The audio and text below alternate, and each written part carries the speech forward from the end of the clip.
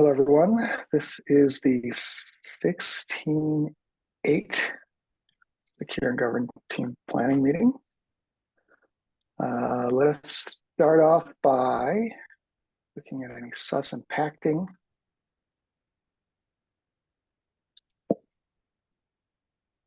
Okay, this one's been dealt with for a while. I don't think we have anything else. Off. Percy, come on, let's go. Let's go. I think Becca's walking her dog. Sorry. It's all right. Hannah, do you know if authorization's been broken into multiple groups? Authentication.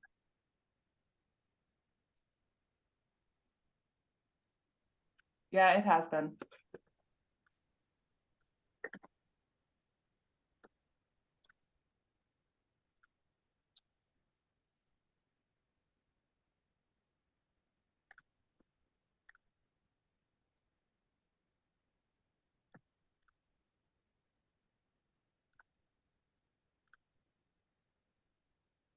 No S2s. No S1s. Good. Sounds easy.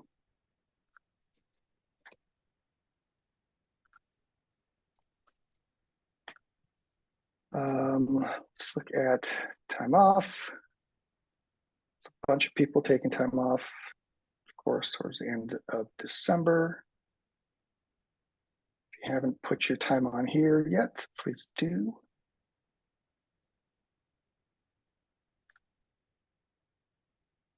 Authentication.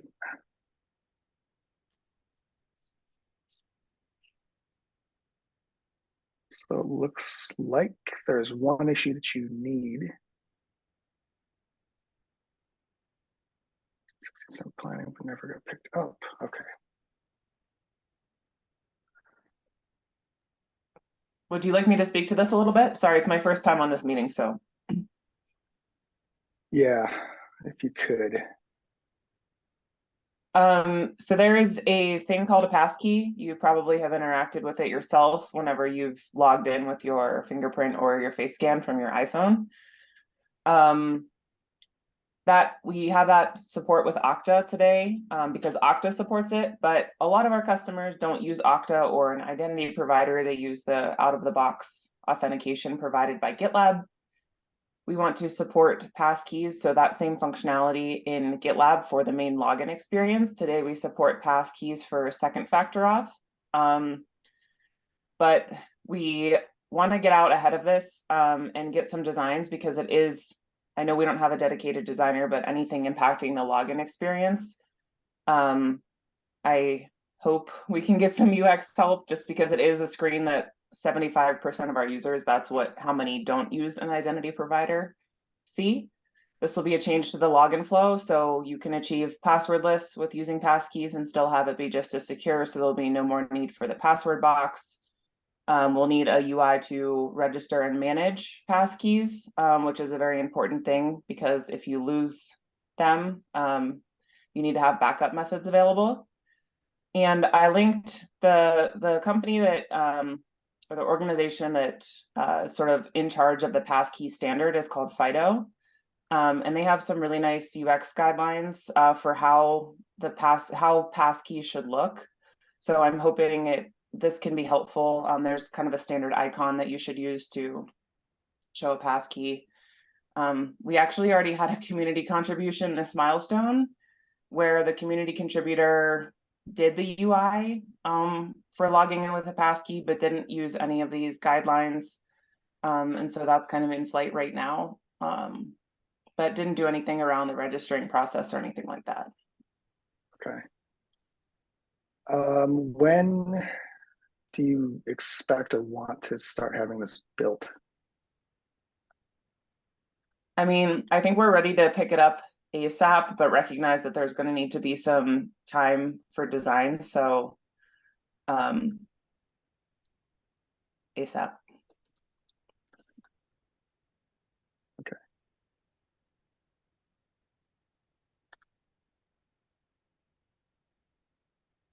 And passkeys, that's the new thing that everyone's doing. It means you don't have a password anymore, basically. Yep.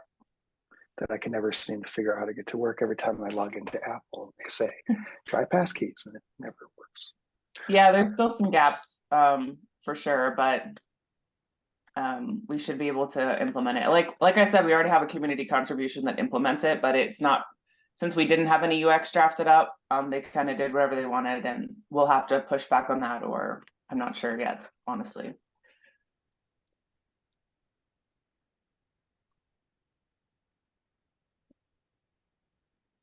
Okay. So what we're going to do now then, since you don't have a designers, we're going to go through everyone else's and start to see where prioritizations go. And then we can, hopefully at the end, we'll have time and we can talk about how we can find somebody to pick us up. Okay. And authorization has 2 needs.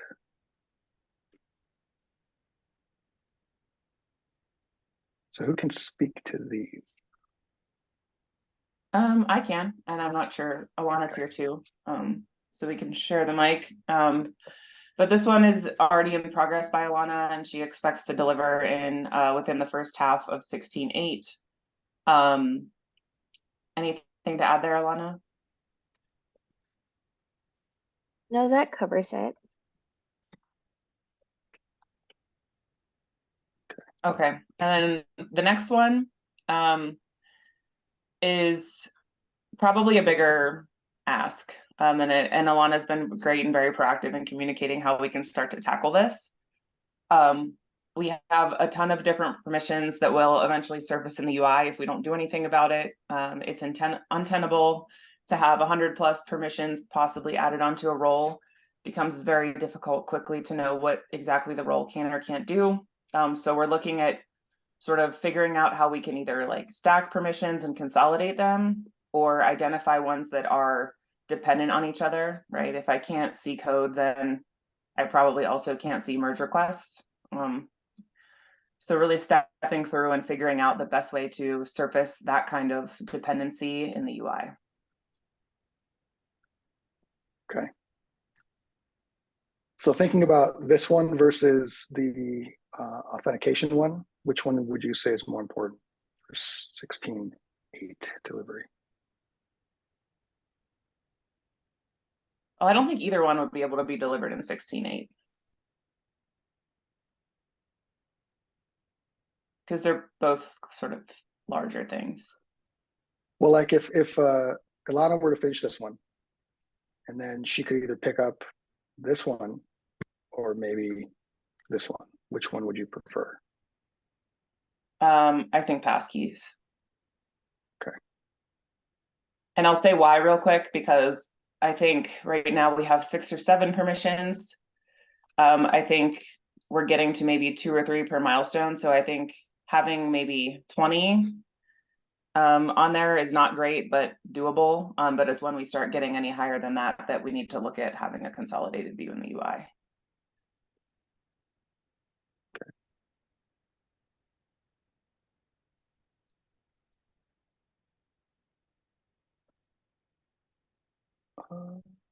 Okay.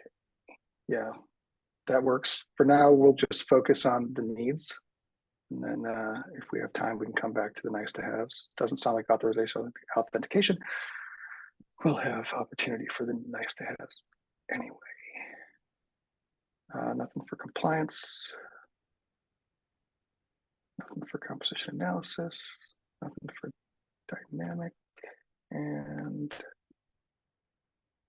security policies. Something got broke.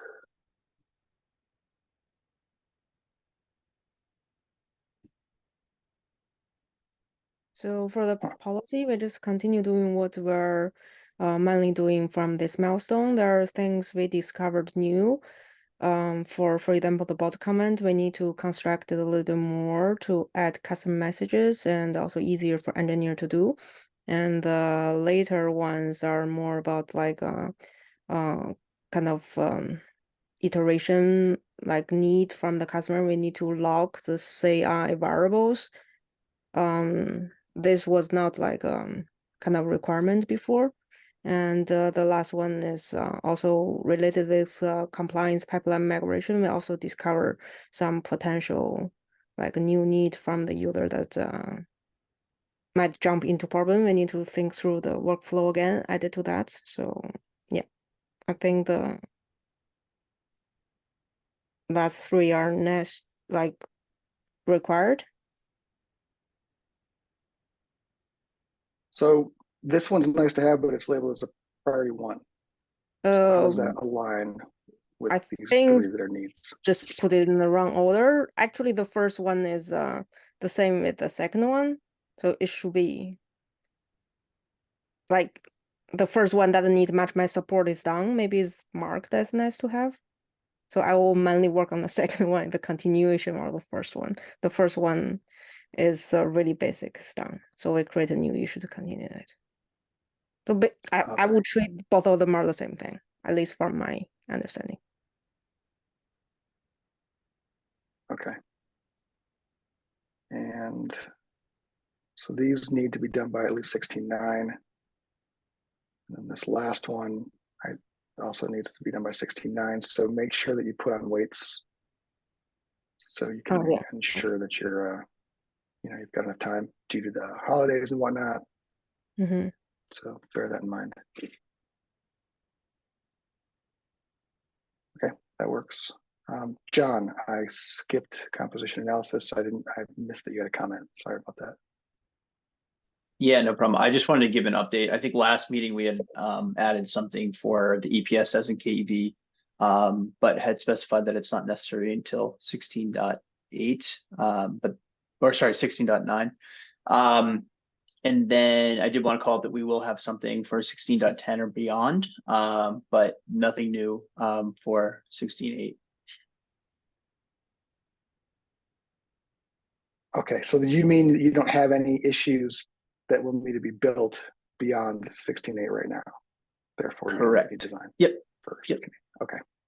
Cool. That works.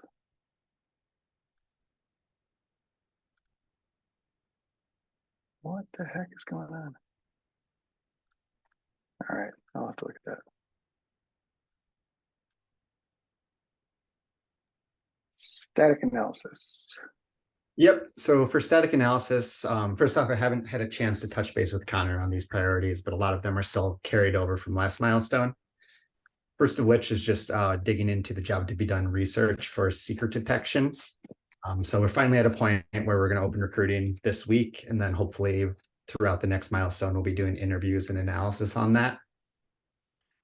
And a lot of that work will actually feed into the next issue, which is around looking at how we can do non-pipeline secret detection across the application.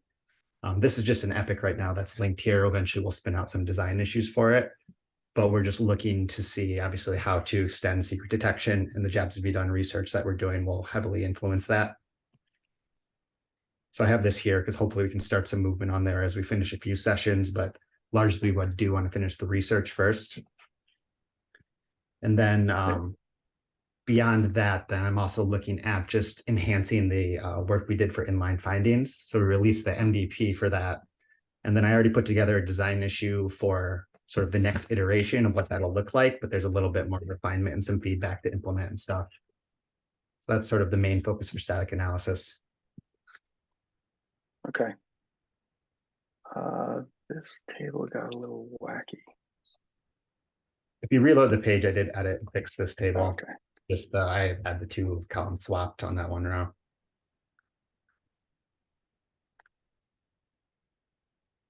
Maybe I didn't save it. I didn't save it. Oh, because somebody else was updating it. I'll do it after the fact, but it's just Okay. columns in item 2 there that are flip-flopped. Okay, so you got like 10 to 12 points there.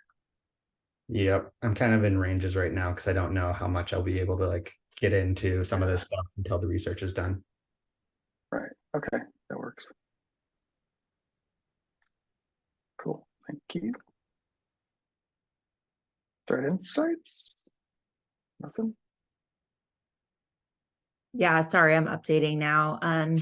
It's going to be a complete carryover from 16.7 since our dependency list work ended up being a lot more complicated than we originally expected. But good news is that Alana and I solidified everything as of yesterday. We're meeting again later today just to super finalize things. But so dependency list, the post MVC group level dependency list designs, which include, I can go over it if it would be helpful, but there's a lot of improvements from the group level MVC, including group by component, adding a badge, showing the most recent version of the component compared to what is currently being used in each project. We will be introducing grouping, filtering, searching, and so lots to come on the group level dependency list. But yeah, so for 16.8, we're going to focus on these two things. Can I add those now? I'm hoping nobody's in edit state. Are these just design issues, or are you going to expecting to do testing too?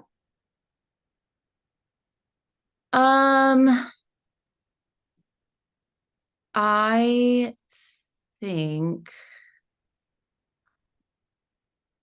we will plan for research, but maybe not conduct research. That's a good question. So I just added them. Yeah, so the first one is we're going to look at tracking vulnerabilities in locations other than the default branch. We've heard this request from a number of customers over the years because the vulnerability report only shows vulnerabilities in the default branch, but we've heard that people want to see vulnerabilities in other branches as well. So we're going to start looking into that in addition to understand important vulnerability metrics and security dashboard requirements. So that really looks at our visuals, our dashboard widgets, and what that should look like. What do people need? As part of this, I'll be looking more closely at the single stats on the vulnerability report. Justin, I know you're familiar with this, but we've heard over the years that they can be confusing, those single stats on the vulnerability report, because they update based on the filters that you set. That's not expected for a lot of people since they're above the filters. It's supposed to serve as a summary of what's going on in the report, in the list, in the table below in the vulnerability report, but it seems to be like there's some confusion there. So just generally looking at data surfacing high level information about what's going on in the vulnerability report using widgets. Okay. What that one Any is. idea when you'd be expecting to build this? No. Does that mean it's way far off, or like 16.10?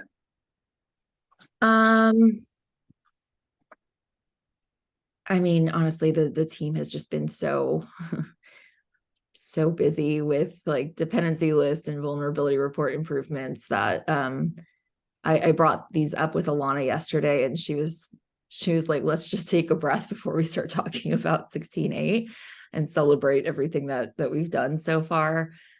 So we just haven't talked about it yet because we've just been so overwhelmed with the work that we've been doing in the last couple of milestones.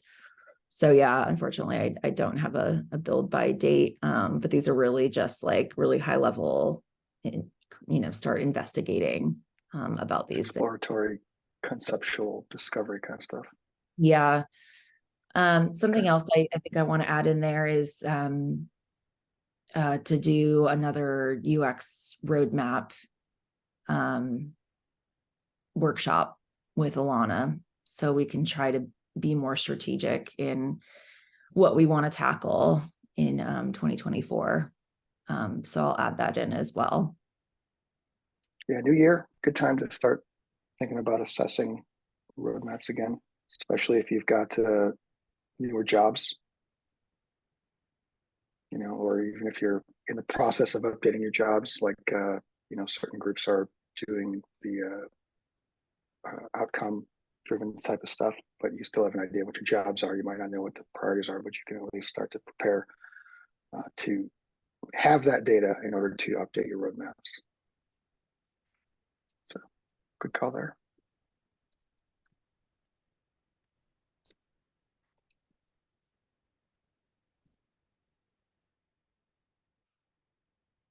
All right, this is awesome. I extend the meeting so it's an hour and then we bust through everything in 24 minutes. Mostly everything. I mean, we're not done, but we're pretty close. Michael, you're going to be working on this all-important thing, which has been going on forever.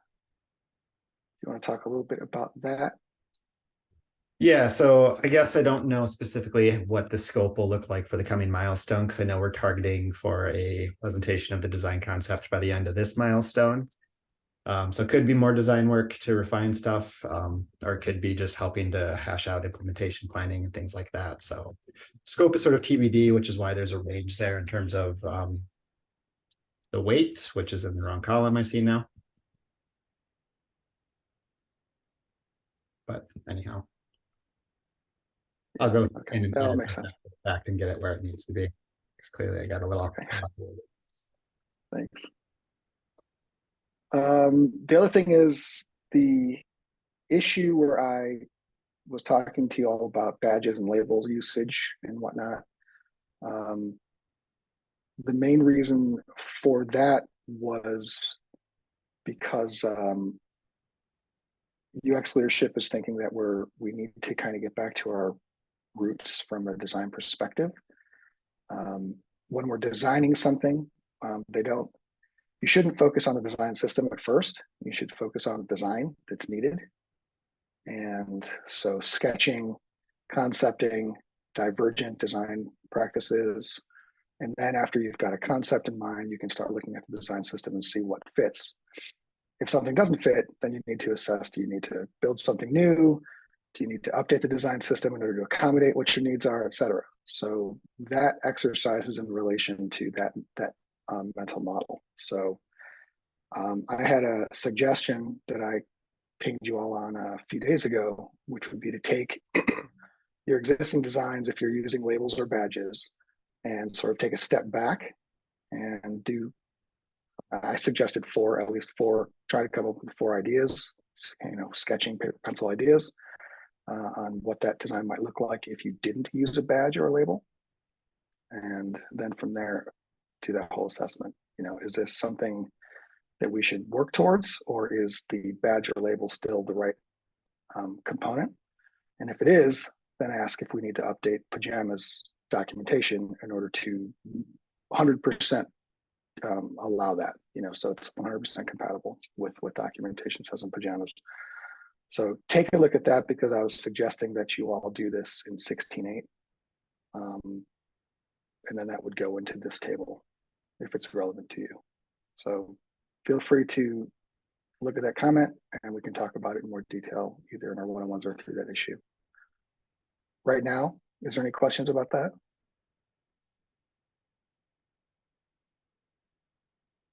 Do I have a timeline for that? Like, when do we want to finish? Like this review? It depends on your other stuff that you're working on. You know, this is a lower priority than whatever you're committing to in 16.8. But I would say at the very least, 16.9, finish it in 16.9. Yeah, sounds good. Thank you. Because I sprung it on you, you know, a week ago or 3 days ago. So yeah, that's understandable. Last but not least, research. Is there anything going on with research that we should talk about? I am analyzing the data for the jobs to be done survey right now. I looked at the sample size for each job performer, and we have just enough data to actually do the analysis. But I want to keep the survey open for another week just to make sure that we have enough data. But I'll have insights for that within a week. Are you And taking time off or anything? Is this going to affect the time? I'm taking off Thursday and Friday next week because I have a medical appointment. But besides that, no. And I don't think it should impact the timing on things too much. Okay. And there's also the compliance survey. I finished with the draft of that. I'm having it reviewed by the research team, but because it's a survey and it's kind of complex, I set up a sync time to go over everything with the research team. I actually have that today. So by the end of today, the compliance survey should be reviewed, and then ready to send it next week. Although I'm going to meet with the recruiter and talk about paying for respondents because the engagement rate on the jobs to be done stuff was just barely good enough. And putting another compliance survey out there will make it a little difficult, especially because it'll be slightly longer just because of all the questions that we're asking. So I'm just making sure how much I need to know how much to pay and if there's any other recruitment channels that I should go to.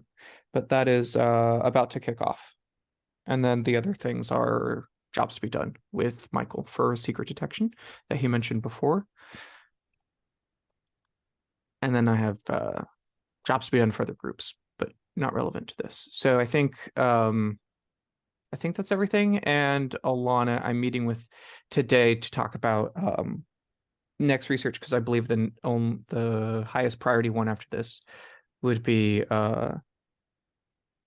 threat insights dashboard research.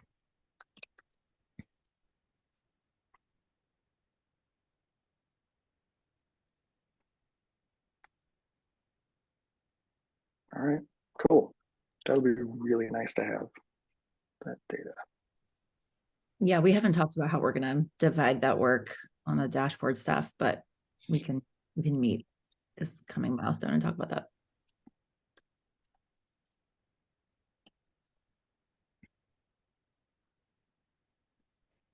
Cool.